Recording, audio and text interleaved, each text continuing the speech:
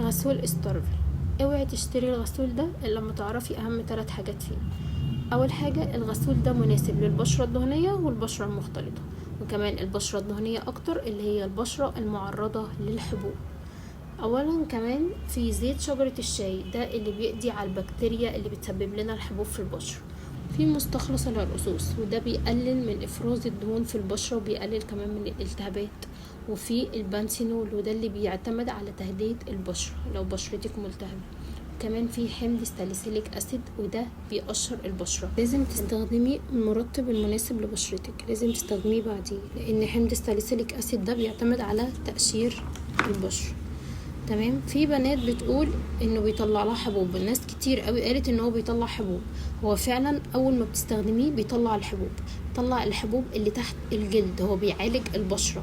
فانت لازم اول ما بتستخدميه بتهيئي بشرتك، بتستخدميه من 2 ل3 مرات في الاسبوع بس. بعد كده بعد ما بشرتك خلاص اتهيئت او خدت ان انت بتستخدمي الغسول، ممكن تستخدميه كل يوم بالليل.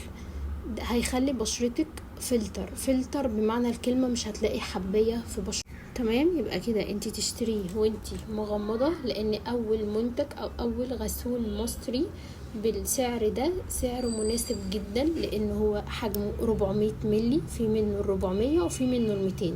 حلو جدا الحبوب بتاع البشرة، يعني ممكن تستخدميه كشاور وكمان كغسول للبشرة، بيعالج جدا الحبوب اللي في الظهر. يبقى هو كمنتج مقابل سعر خطير، حلو جدا جدا جدا، واللي هو اللي هيوفر معاكي اللي هو 400 ملي.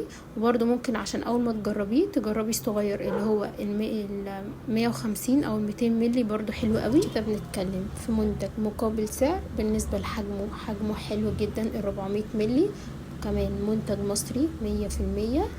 يعني منتج زي ده 400 ملي مش هيعدي معاكي 300 جنيه.